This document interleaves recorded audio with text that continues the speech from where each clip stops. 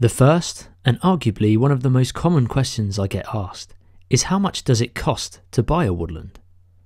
Whilst this is a fairly easy question to answer, it can also vary depending on where you live.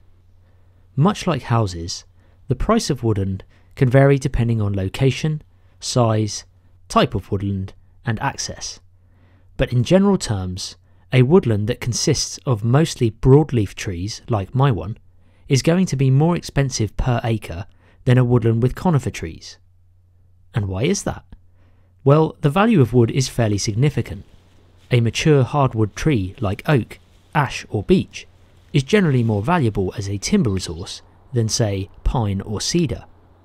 In addition to this, many species like oak and beech could be indicative of an ancient woodland. For a woodland to be classed as an ancient woodland in the UK means that it has existed since 1600, as any planting of woodland before this date was not really recorded. So, this is another factor which will lead to a more expensive woodland. Conifer woods are also cheaper, as the trees tend to be faster growing, and therefore when they are cut, they can be quick to grow back. Another factor which can affect the cost of a woodland is whether there is a running water source like a river running through it. This tends to increase the price of woods compared to a similar one that has no running water through it. House prices in England tend to be much more expensive in the south, especially those that are within commuting distance from the capital city of London. And, much like housing, the cost of woodland has a similar trend. Those woodlands that are for sale in the south are likely to be more expensive than those in the north of the country. So, just how much is a woodland on average? Well, if we look at the cost per acre in the south of England, at the current time of this video, which is the year 2022, you're looking at around about £10,000 to £15,000 per acre, whereas in the north, you're looking at anywhere between £6,000 to £10,000 per acre. Have in mind that this price can vary due to the type and location of woodland. Some of you might be wondering, where exactly do you go to buy a woodland? In the UK, there are two main companies or websites that sell woodlands. One is called woodlands.co.uk and the other is woodsforsale.co.uk. Just to be clear, I have no affiliation with these companies whatsoever. They are just the main companies that deal with the buying and selling of woodlands in the UK. So, how do you go about paying for your woodland? Well, unlike houses, you generally cannot get a woodland on a mortgage. You have to have the full funds to be able to pay for the woodland outright. Most woodlands are bought at the fixed price that they were advertised at. It is generally not negotiable. This is why companies like Woodlands and Woods for Sale exist, because they help make buying a woodland more affordable by splitting up larger woods into smaller plots. Most of the companies that sell woodland will also require you to prove that you have visited it. They won't allow you to make a blind offer having only seen the woodland in pictures, so make sure you get photo evidence of you in the woodland and take pictures of any for sale signs that are nearby to prove that you have been there. A few of the costs that you might need to factor in are the solicitor costs. Again, these can vary depending on what solicitor you choose to go with, but you're looking at anything between £800 to £1,200. It's also worth considering getting public liability insurance on your woodland in case of any accidents or injuries to members of the public. This can also vary, but you're looking at £200 to £300. There are other places where you can buy woodlands. Rightmove.co.uk is a very popular site for buying houses, but it also features woodlands and occasionally land on there.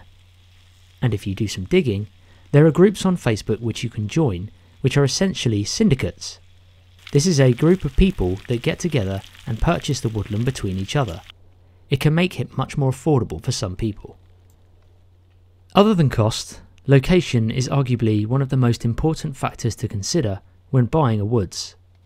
You have to consider what it is you would actually like to do. For most, they just want to be able to enjoy a piece of woodland, to go and practice a few bushcraft skills and spend some enjoyable nights camping with family. And for many of you out there, time is very precious.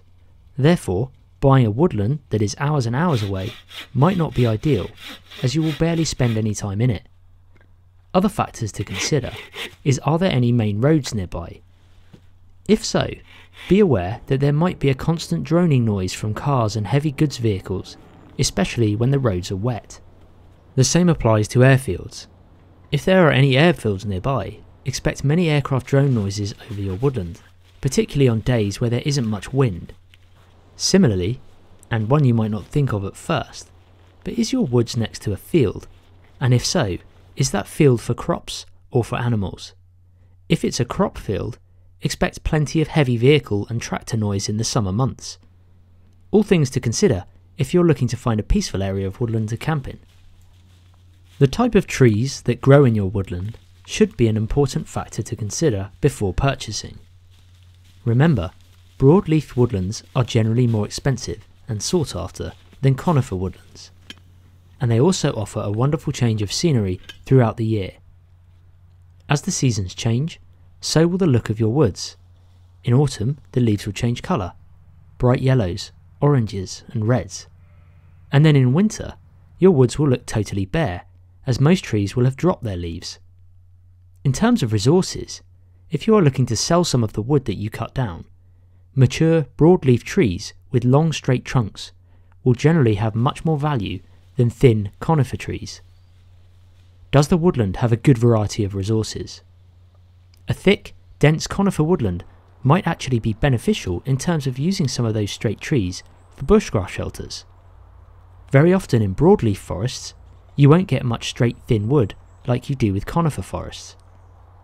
Conifer trees also make great firelighting resources, especially pine, which is full of resin and burns well even in very wet conditions. Broadleaf woodlands also tend to offer a greater variety of both flora and fauna, with spring bringing a variety of wild edible plants and an abundance of wildlife. Access is not something you might initially think of when looking at buying woods, but if you are looking to sell some of the wood for firewood, or if you are looking to fell some trees and take them to a sawmill, you might want to consider if there is an access track that is wide enough for your vehicle to fit down. This will allow you greater flexibility if you are camping in your woodland and you don't wish to carry heavy gear in and out of the woods each time you get there. The other factor to consider is to look on an ordnance survey map and determine whether there is a public footpath going through your woods. If so, then you will definitely need public liability insurance, and you will be responsible for the upkeep of this public footpath. This could also mean the potential for more noise, as more people discover your footpath. Having a place to park your car nearby is definitely something to consider, regardless of whether you are using your woods for the odd recreational wild camp, or whether you are wanting to regularly use it for various woodland crafts. It allows you to bring resources in and out of the woodland, as well as any tools that you need to use throughout the year. If you have to park quite far away, you might want to consider a simple wheelbarrow to carry resources and tools in and out.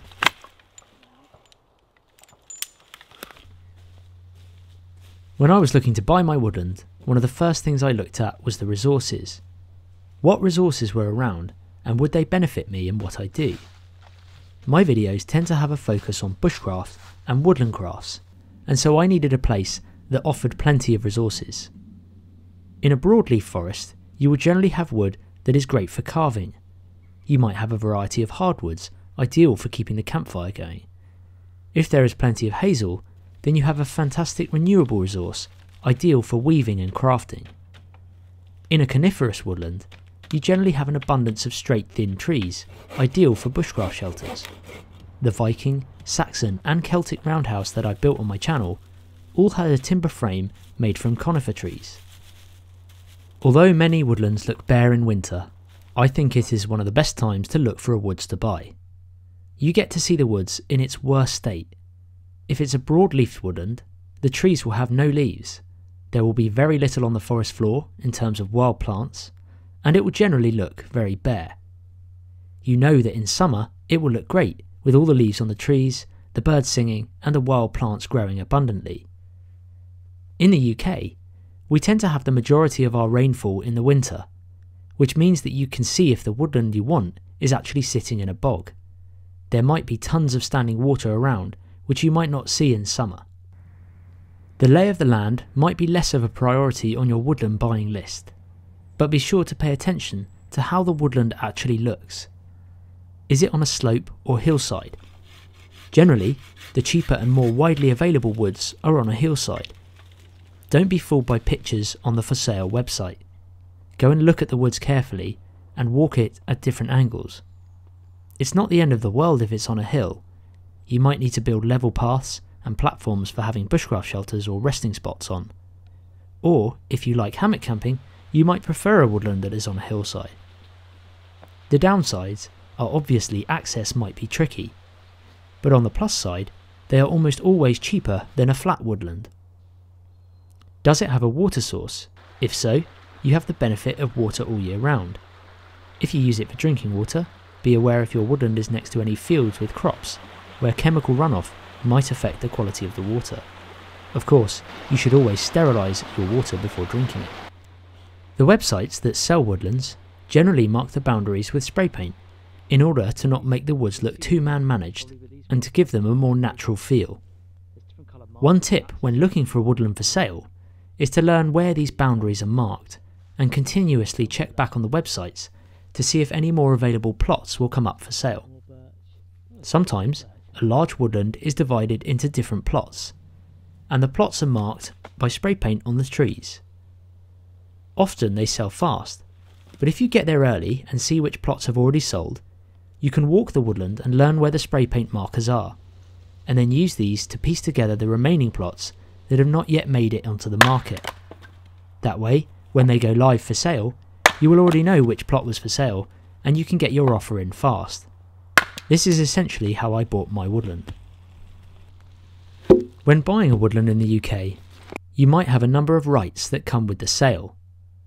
There are 3 main rights: fishing rights, shooting rights, and mineral rights. The websites normally tell you if the rights are included in the sale. Be sure to check whether the woodland comes with full rights. If it doesn't, they might be reserved for a third party. For example, if you have a woodland with a river running through it, the sale might only come with the rights to fish reserved for a third party, which means that people might have the right to fish on your stretch of river. The same goes with shooting rights and mineral rights. Always read the small print. As with many house sales in the UK, the woodland sale might come with restrictive covenants. A covenant is essentially a rule which states which can and cannot be done on the land. These can be positive or negative. Most of the restrictive rights are made by the woodland sale company. An example of a restrictive covenant might be not to do any motorsport in the woodland, or not to use the woodland for any business purposes other than that of agriculture or forestry. These covenants can vary, and sometimes they are hundreds of years old. I remember the last house I bought had a covenant on it which stated that the house could not be used to set up the business of being a dentist. Crazy, right? But seriously, look into the restrictive covenants before buying a woodland. Decide on what you want the woodland for. Do you want it for business or for pleasure? Most people want woodland for pleasure and a place to spend time with family. If for a business purpose, definitely look into covenants and any rights or restrictions before buying. Solicitors should help you with that. And those are just a few tips for buying a woodland. In case I lost you in part of the video, I have summarised these tips in this particular clip here. But if you would like to refer back to the video, I will make it into chapters to make it easier to follow.